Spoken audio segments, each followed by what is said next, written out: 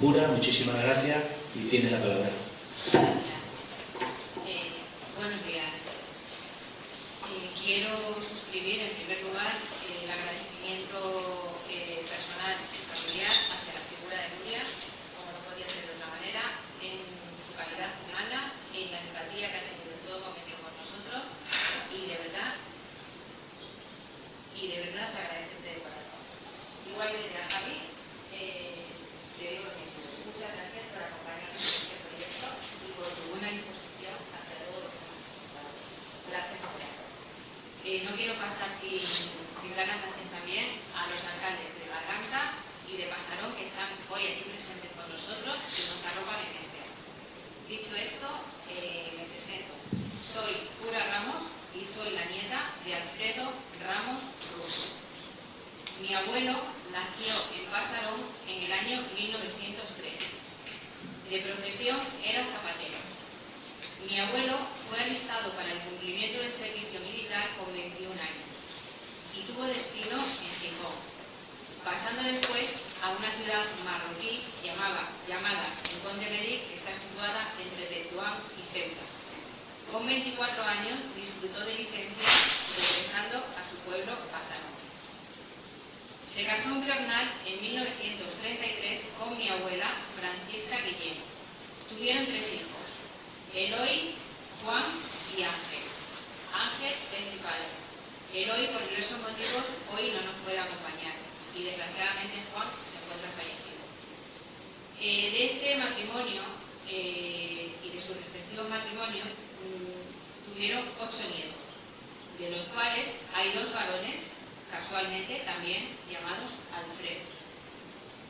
Con la llegada de la Segunda República, en abril del 31, comenzó una experiencia verdaderamente democrática en este país, instaurándose un sistema parlamentario que garantizaba la libertad de pensamiento y la militancia política y sindical. Alfredo disfrutó de esos valores y de la cultura democrática, pero el golpe de Estado de julio de 36 se encargó de cambiar su futuro cuando contaba con solo 33 años. 2 días más tarde del golpe militar, el 20 de julio, mi abuelo ingresó en la prisión de Segovia. Luego tuvo traslado a Salamanca, posteriormente a Plasencia. Pasó por Herbás, pasó por Cáceres, pasó por Burgos y pasó por Segovia, donde estuvo ingresado en el sanatorio penitenciario gravemente enfermo hasta el 10 de junio de 1943, que pudo obtener la libertad condicional con ya 40 años de edad. Su acusación: adhesión y auxilio a la rebelión y pertenencia a célula comunista en Piornal. Fue condenado a muerte en pena primitiva, conmutada a 30 años de reclusión mayor y finalmente conmutada a 15 años de reclusión menor. Alfredo estuvo preso 2.543 días, repito, 2.543 días, lo que es el equivalente a 7 años de su vida. ¿Por qué? Por su ideología política y por defender derechos fundamentales. Por su ideología política y defender derechos fundamentales. Ese fue su delito. Regresó a Piornal enfermo, bastante enfermo, y la posguerra, como sabemos, fue un periodo de represión atroz, ya iniciada durante la Guerra Civil. Y el ambiente que se respiraba pues no era el más favorable para las personas que estaban señaladas políticamente, como era su caso. El movimiento guerrillero opositor al régimen franquista, los maquis, operaban en gran parte del territorio nacional.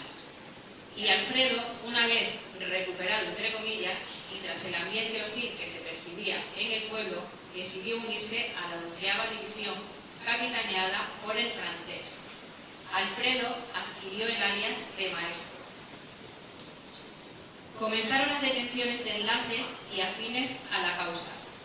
Las confidencias de estos delatores a las fuerzas del orden dieron como resultado una emboscada de la Guardia Civil en el paraje de los Cotos de esta localidad donde nos encontramos.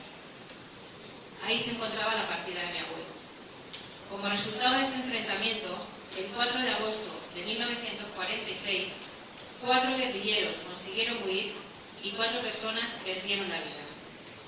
Un guardia civil, Antonio, y 3 guerrilleros, Valerio, Virgilio y Alfredo. Tenía entonces 43 años. Los maquis fueron abandonados a su suerte debido a la falta de apoyo internacional de los países aliados de la Segunda Guerra Mundial, así como a las tardías actuaciones del Partido Comunista. Hoy, 78 años después de su fallecimiento, y a través del proyecto codirigido por Ángel Olmedo Alonso, historiador y miembro de la Asociación para la Recuperación de la Memoria Histórica de Extremadura, Ricardo Moreno y Sara Poveda, arqueólogos y antropólogos, en julio y octubre de este año se llevaron a cabo las catas arqueológicas para localizar a dos guerrilleros inhumados en el cementerio de esta localidad, Valerio y Alfredo. No se pudo localizar la fosa clandestina, con un resultado no concluyente, y cuyo informe se encuentra depositado en la Consejería de Cultura de la Junta de Extremadura. Hoy celebramos un acto de justicia y de respeto hacia Valerio, Alfredo y hacia todas y todos los que, como ellos, sufrieron la injusticia, la muerte y el olvido. Ellos sembraron la semilla de la libertad, y aunque su voz no resuene, su espíritu sigue guiándonos en cada paso. No se puede construir un futuro sin recordar y honrar el pasado. Muchas gracias.